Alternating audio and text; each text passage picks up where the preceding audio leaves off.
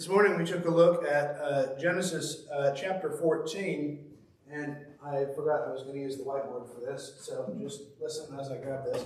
We looked at Genesis chapter 14, where we read about Abraham, who goes on a journey to save his nephew, Lot, who has been captured in the middle of a war.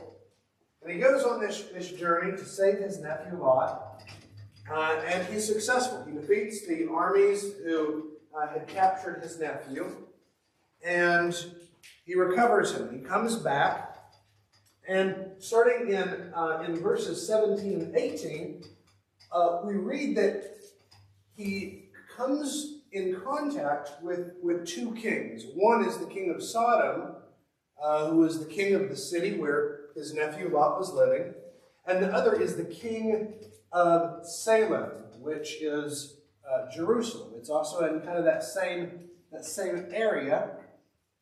But this other king that he meets, we don't really get any information about him. In fact, the three verses here, verses 18, 19, and 20, are the only verses that give us any information about Melchizedek at all. He's a pretty minor individual, and yet in the New Testament, he comes back up. In the book of Hebrews, first in chapter 5, Hebrews chapter 5, the author of that book references Melchizedek once again, but he does so alluding to a psalm that kind of fits in the middle. So there's a little bit of a chain here. The actual story is in Genesis chapter 14, right? Genesis 14, that's where Melchizedek actually is. Then we read in Psalm 110 a prophecy that mentions Melchizedek. And then we see that psalm being referenced in the book of Hebrews. And it's a few different locations, so I'm just going to write Hebrews. That's in case the heater comes on and gets loud. Okay, so in order for us to understand fully exactly what the book of Hebrews is talking about, we have to understand both of these passages. Well, we took a look at Genesis 14 this morning, but as a reminder, Genesis chapter 14, we're going to read this again, verses 18 through 20. And Melchizedek, king of Salem, brought out bread and wine, and he was a of God Most High. And he blessed him, he blessed Abram, and said, "Blessed be Abram of God Most High, possessor of heaven and earth, and blessed be God Most High, who has delivered your enemies into your hand." Then he, Abram, gave him, Melchizedek, a tenth of all of the spoils. So there's really not much that happens here, and this doesn't really sound like a big deal at all. So it kind of surprises us when we see this guy come back up. Now his name, Melchizedek, and he is king of a city named Salem, which later on is renamed Jerusalem. Okay, so it kind of incorporates the older name back into the city. So that's Genesis 14. Well, if you look at Psalm 110,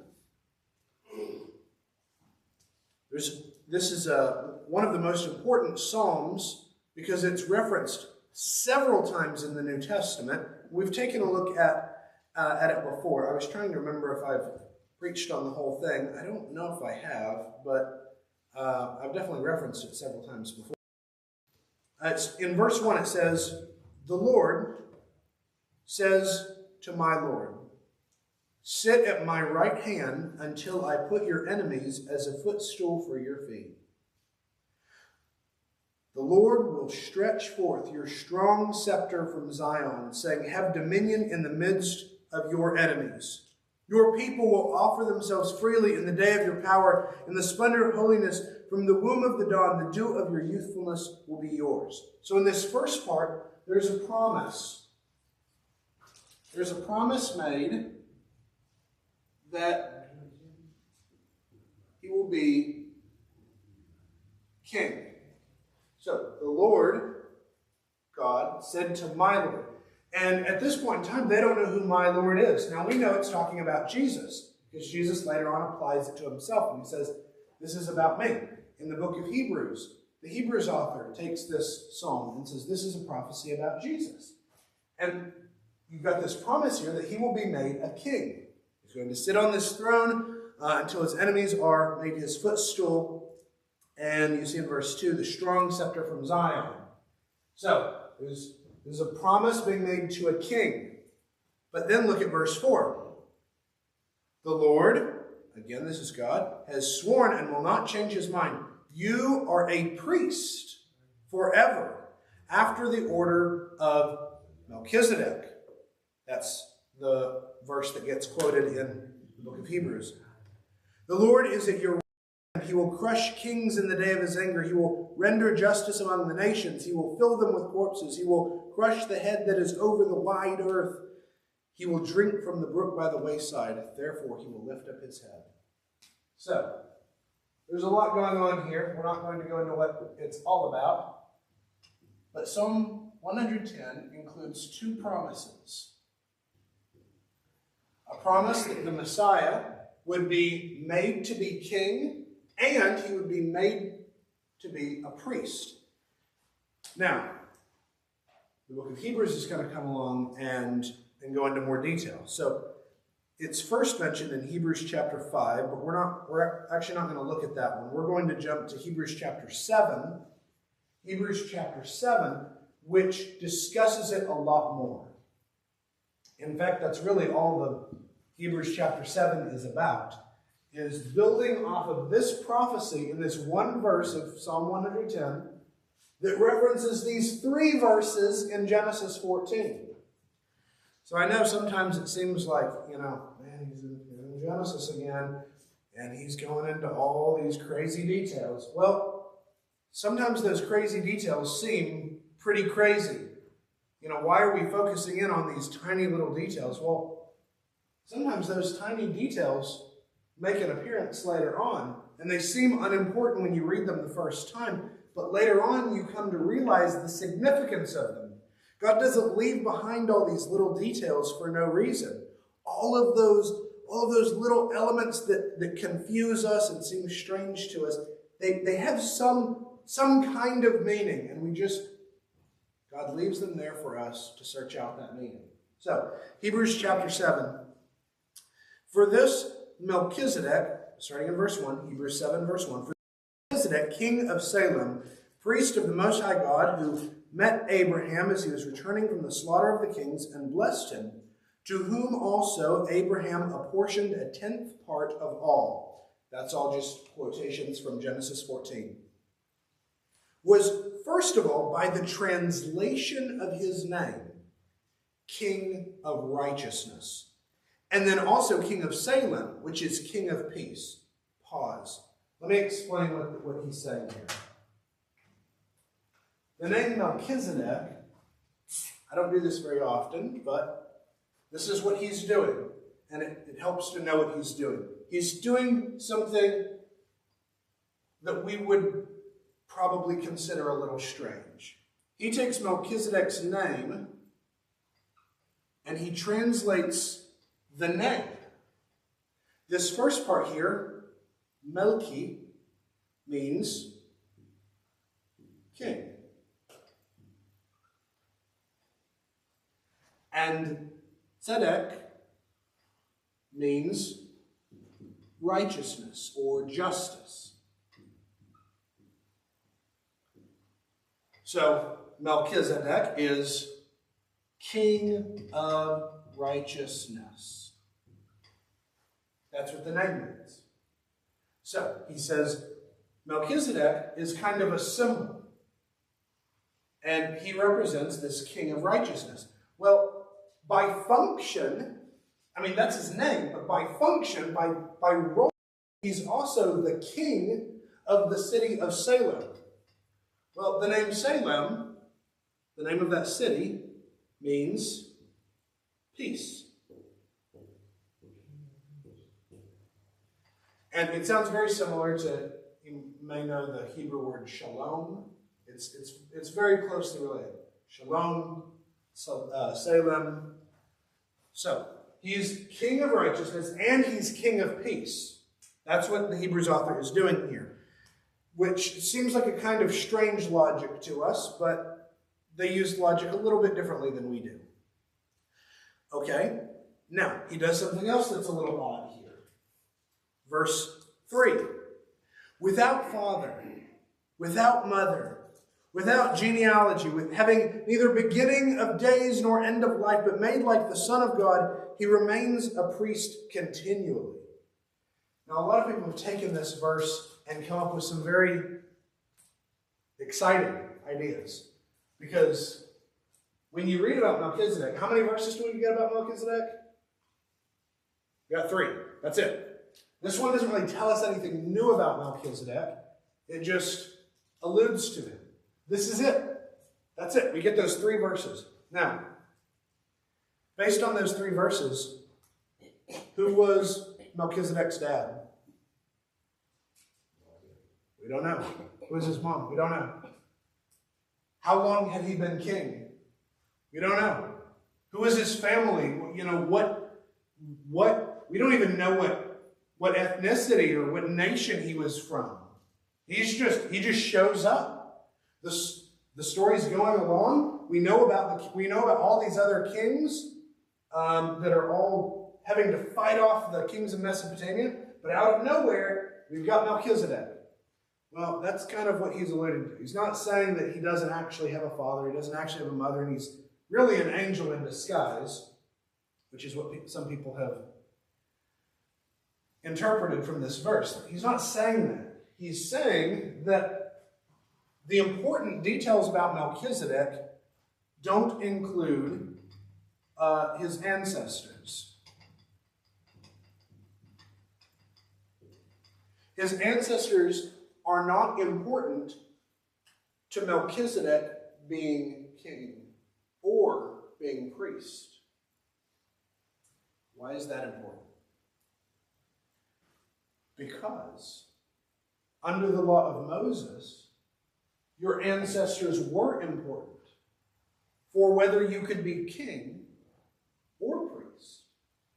The kings, at least the kings of Judah, the kings who inherited the throne of David, had to be descendants of Judah, which Jesus actually was.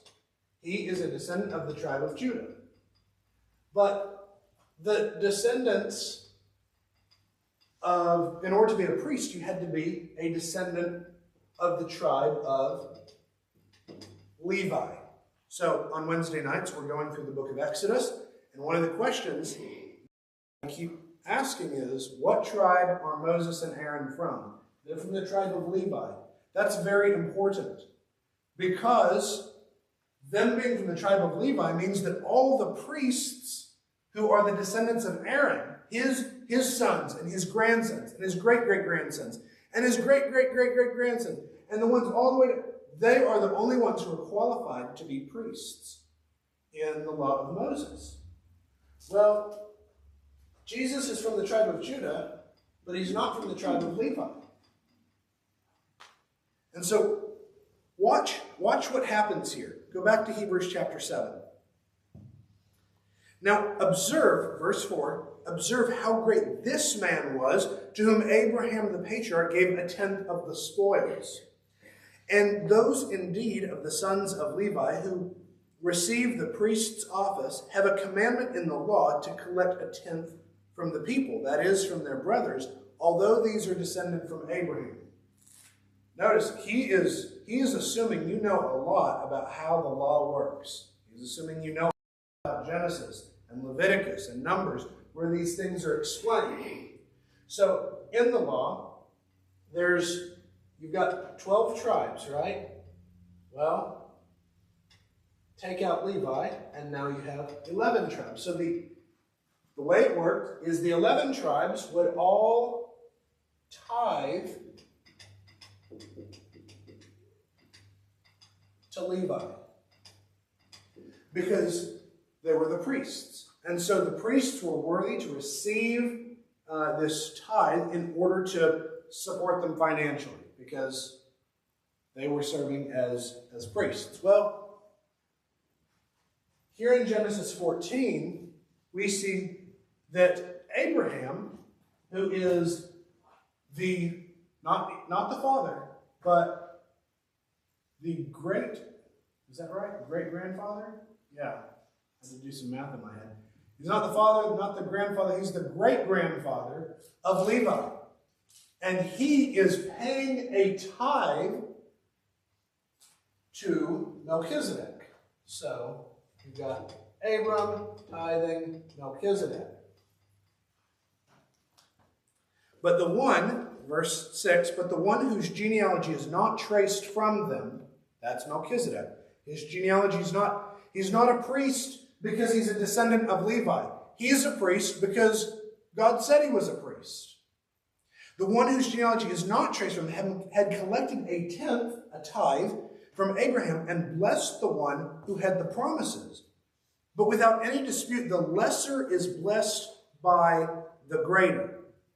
So he says here in verse 7 that when Melchizedek, in Genesis 14, blesses Abraham. Remember, he says, blessed is Abram of God Most High.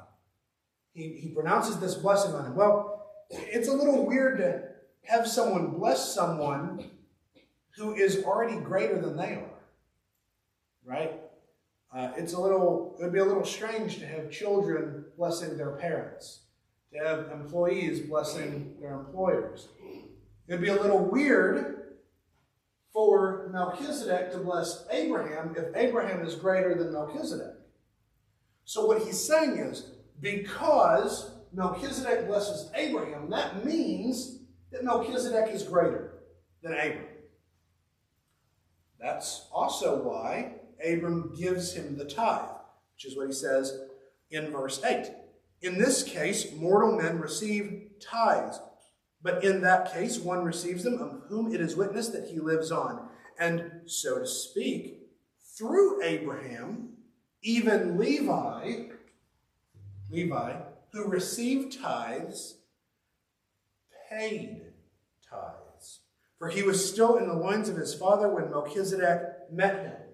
So that's where he's saying what I was just saying a minute ago, that Levi hasn't even been born yet, and his great-grandfather, who is greater than Levi, right? If we're making a chain here, you've got Levi.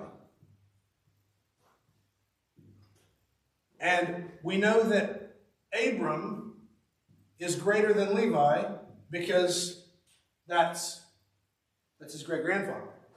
Well, and then Melchizedek is greater than Abraham.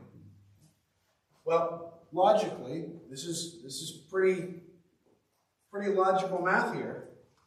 That means that Melchizedek is greater than Levi. And so, the priesthood of Melchizedek has to be greater than the priesthood of Levi. You see how he did that? It's weird logic. We don't talk like this. And you have to sit down and break it down and kind of piece together, okay, what is he saying with each of these statements? But this is what he's saying. He's making this argument that when this promise is made in Psalm 110, a promise is made that the Messiah is going to be a priest after the order or the priesthood of Melchizedek. That's actually greater than if he were a priest after the Aaronic priesthood, the priesthood of Levi. So look, he begins to explain this in a little bit more detail in verse 11. Now, if perfection was through the Levitical priesthood, the priesthood of Levi, for on the basis of it people received the law, what further need was there for another priest to arise according to the order of Melchizedek and not be designated according to the order of Aaron?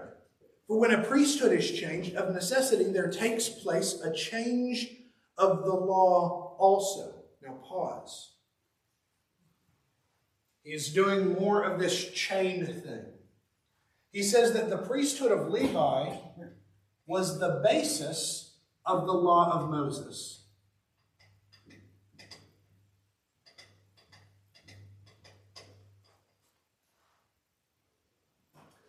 And I don't know what happened there. I guess I ran into the board. The priesthood of Melchizedek is the basis of the law of Christ.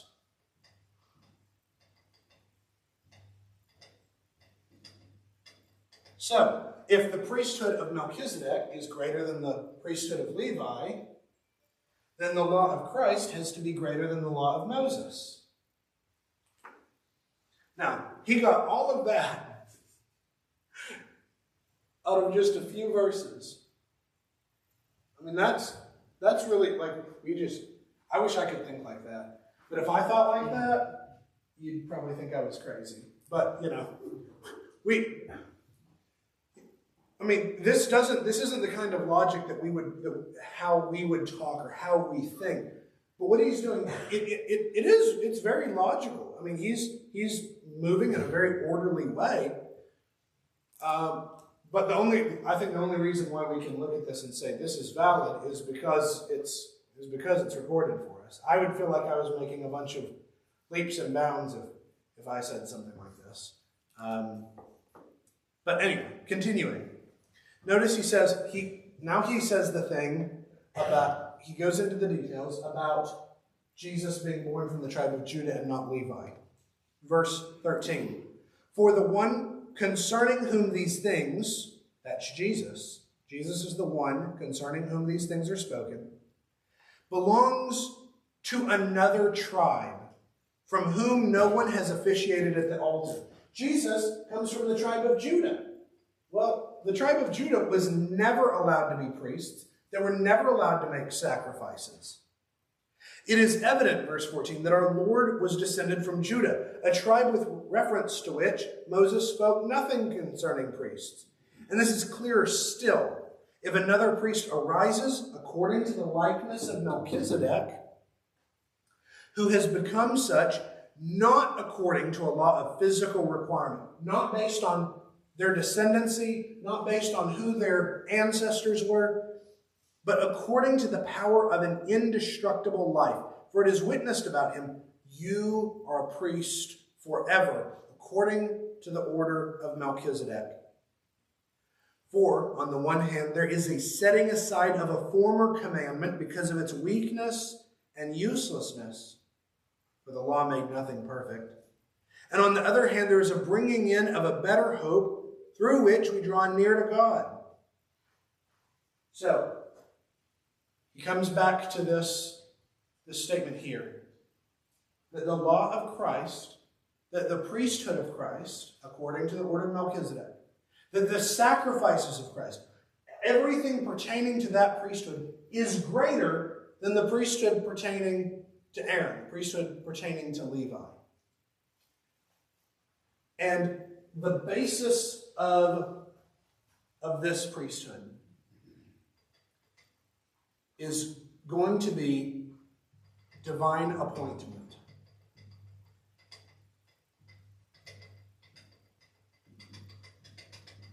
In other words, because God declared it to be so. The basis for the priesthood of Levi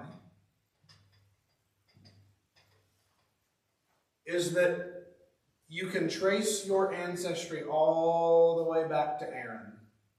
That's it. There weren't really any other requirements. The requirements had to do with how old you were. You had to be at least 30 years old. You had to be younger than 50 years old. You had to be male, and you had to be a descendant of Aaron. Well, I mean, that might be a small group of people, but you either qualify or you don't. I mean, surprisingly, there's nothing in there about whether you're a righteous and holy person. There's nothing in there about whether or not God personally chose you, because God chose your whole tribe. The order of Melchizedek is a lot more mysterious. And the reason it's more mysterious is because there's no written list of criteria. There's no list that says you have to be from this tribe. You have to be of this age. You have to meet all these different qualifications. This priesthood requires only the promise. And the promise is made here.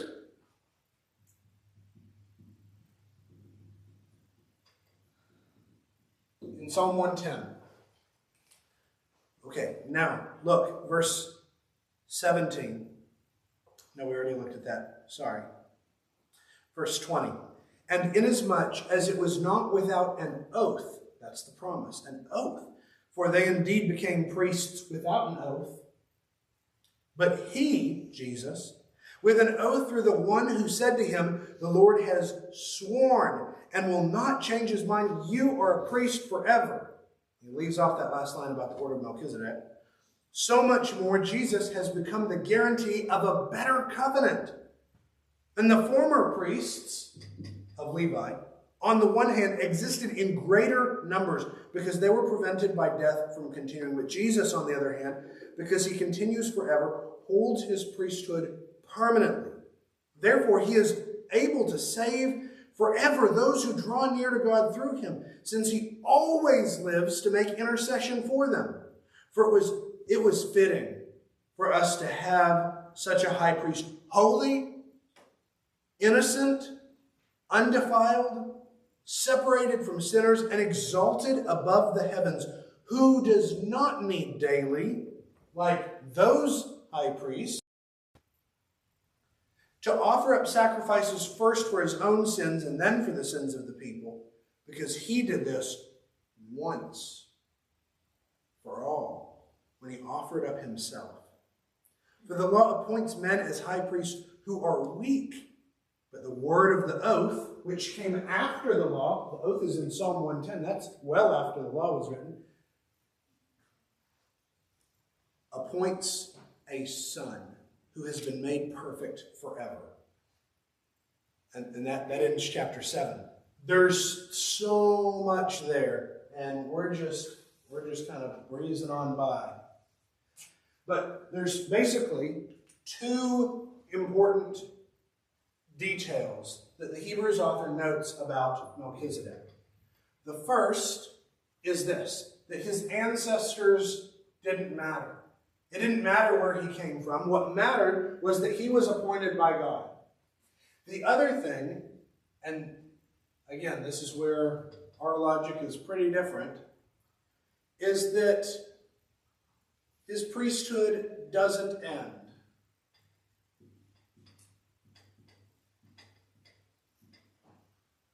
Now, sorry for the lack of space. His priesthood doesn't end. Now, he argues this because Melchizedek doesn't die. It's not that Melchizedek actually lives forever. Melchizedek is not still walking around. He wasn't walking around during the time of Jesus. He wasn't walking around during the time that this psalm was written. He wasn't walking around forever. He dies. But we don't have this record of his death. And so, again, this is where the logic's a little bit different from the way we would say. But it's like he doesn't die, right? He just shows up, we see him at a moment in time, and then the story backs off. We don't know when he was born. We don't know when he dies.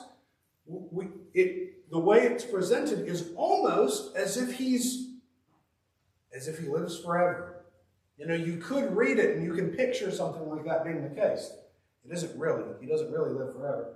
But that's the other thing about Melchizedek's priesthood that is special, is that his priesthood doesn't end. It just goes on. And it's as if he lives forever.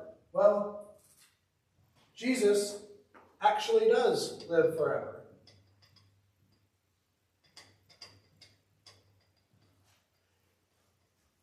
And because he lives forever, because he's still alive now, the sacrifice which he made continues to work on our behalf. because he is still alive, he is still our high priest, and he continues, even to the present, as it says in verse 25, he still makes intercession.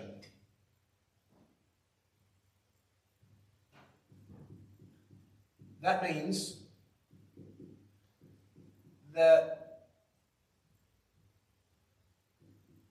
he continues to represent us before God.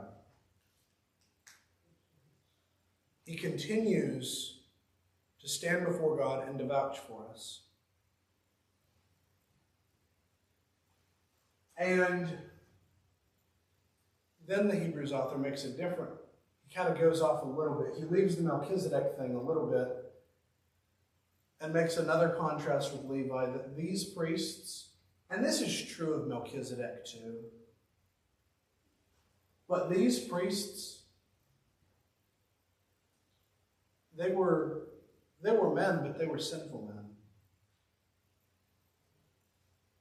And when they offered sacrifices, before they could offer sacrifices for anyone else, they had to offer sacrifices for themselves. They had to intercede for themselves before God before they could intercede for the people before God. Jesus is different. Jesus makes a single sacrifice, one sacrifice that's so powerful, it's enough to account for everybody. It's enough to intercede for everybody. And he makes that one single sacrifice by sacrificing himself. The priests under Levi had to sacrifice for themselves, but Jesus sacrifices himself. It's very different. And like I said, that kind of that's progressing a little bit past the Melchizedek thing. But that's included here in chapter 7. It's part of it. Jesus' priesthood is so far superior to the priests that we read about in the law. These priests you read about some of the priests who, it's not just that they sinned sometimes and they were always seeking after God. There were some priests who were just flat out wicked. They were wicked and evil men. They never sought after God. They didn't really try to be holy. And I wonder what it was like for the people who had to live with that kind of priest, where their priest couldn't even intercede before God for them because he wasn't righteous. And yet now we have one who is perfect. We don't have to worry about that. We don't have to wonder if our priest is right enough with God that he can intercede on our behalf. We have confidence that he is, because he was a sinless high priest. And that is what is mentioned in Hebrews chapter 2. Hebrews chapter 2, verse 17. Therefore, he, Jesus, had to be made like his brothers, humanity, in all things, so that he might become a merciful and a faithful high priest in all things pertaining to God, to make propitiation for the sins of the people. For since he himself was tempted in that which he has suffered, he is able to come to help those who are tempted. And then at the end of chapter 4, verse 15. We do not have a high priest who cannot sympathize with our weaknesses, but one who is tempted in all things like we are. He already said that, but notice what he adds this time. Yet without sin. Jesus underwent all of the same temptations and struggles and pains and fears that we do. Maybe not in the exact same way, but all of those things he dealt with in some way or another. He dealt with all of those things we talked about the lust of the flesh and the lust of the eyes and the pride of life. Jesus was tempted by those things as much as anyone. But he never gave in. And because he never gave in, his intercession is perfect. He is able to bring us before the throne of God, enter into God's throne room with confidence, which is a big part of what the book of Hebrews is about. If I keep going much further, I'm going to get too excited and try to preach the entire book of Hebrews to you. When we read in Genesis, we're going to come across some stuff that is strange, obscure, and maybe even feels unimportant. But we see through Melchizedek that God is working even in the smallest of details. Even in the tiniest things that happen, God is working to reveal himself more completely to us so that we can understand who he is and our faith can grow. And we can see and we can appreciate how Jesus, who is himself the King of righteousness, the King of peace, who lives forever and serves as king and as priest forever by not his ancestry, but by divine appointment. So perfectly, in order to make available to us a perfect covenant that is so much greater than the covenant of generations past. Our faith is based in him. If you have any need, please come while we stand and sing.